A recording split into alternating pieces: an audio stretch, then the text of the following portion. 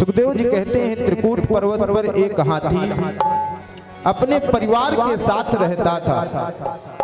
एक दिन वह गजेंद्र अपने परिवार के साथ सरोवर में क्रीड़ा कर रहा था। तभी एक ग्राह ने गजेंद्र का पैर पकड़ लिया। आज पूरी ताकत लगाने के बाद में भी उस गजेंद्र को मुक्ति नहीं मिलती है। वो छूट नहीं पाता है। धीरे धीरे 1 महीना हो गया।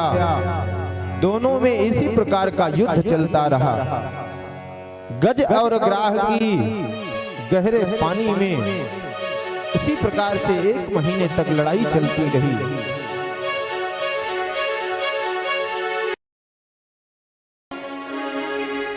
उस गज को याद आता है, जब भी मनुष्य अकेला होता है तो उसे ज्ञान जागृत होता है कि जिस प्रकार से द्रौपदी ने प्रभु को याद किया था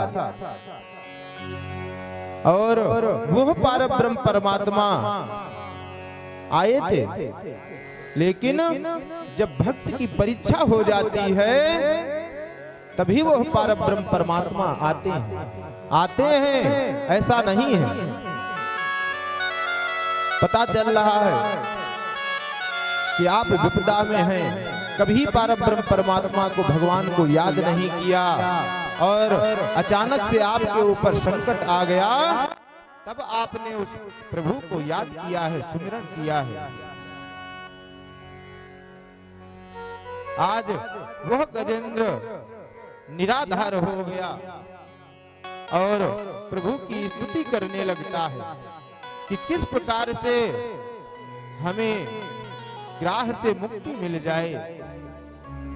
ओम नमो भगवते तस्मै यत एत चिदात्मकं पुरुषायादि बीजाय परेशाया विधीमहि।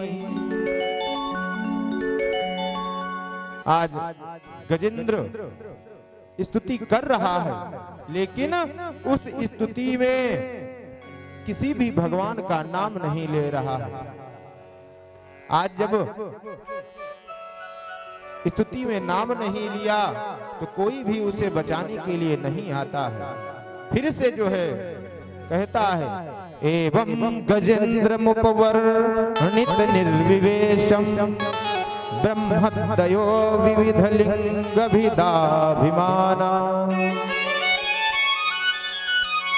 आज जब उसकी करुण पुकार पर ब्रह्मादि देवता नहीं पहुंचते हैं तो वह परब्रह्म परमात्मा नारायण सोचने लगते हैं कि वो गजेंद्र बिना किसी का नाम लेकर के वह पुकार रहा है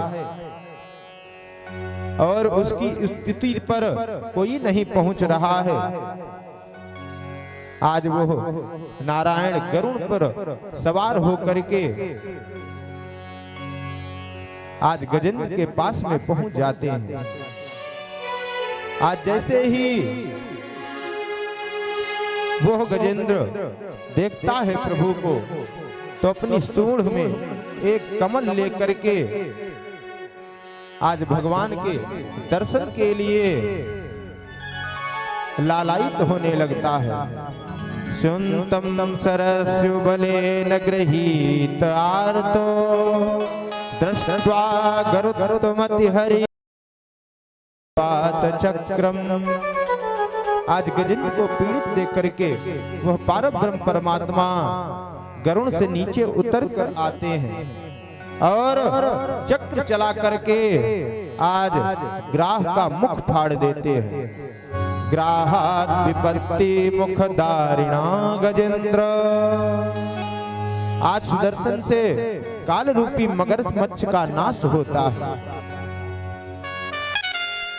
वह गजेंद्र, सुखदेव जी बताते हैं राजा परीक्षित से कि हे परीक्षित, वह गजेंद्र अपने पूर्व जन्म में इंद्रद्युम्न नाम का राजा था और वह ध्यान में बैठा हुआ था। वहां अगस्त्य मुनि आ जाते हैं। आज वह राजा इंद्रद्युम्न अगस्त्य मुनि को देख करके प्रणाम नहीं करता है, उनका स्वागत नहीं करता है। इसलिए अगस्त्य मुनि ने श्राप दे दिया था कि जा तू जड़ हो जा, अगले जन्म में तू जड़ पशु ही बनेगा। आज इस प्रकार की श्राप अगस्त्य मुनि ने राजा इंद्रद्युम्न को दी थी। आज वही इंद्रद्युम्न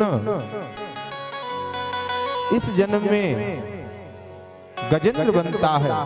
और श्री सुखदेव जी बताते हैं कि वह ग्राह जो मगर था, मगरमच्छ था, वह पूर्व जन्म में हुनहुन नाम का गंधर्व था।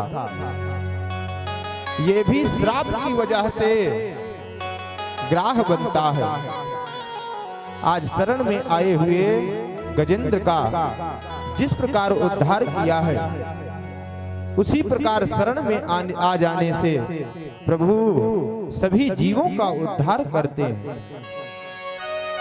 आज गजेंद्र प्रभु से प्रार्थना करने लगता है कि हे प्रभु, आप तो जो है सभी का उद्धार करने वाले हैं,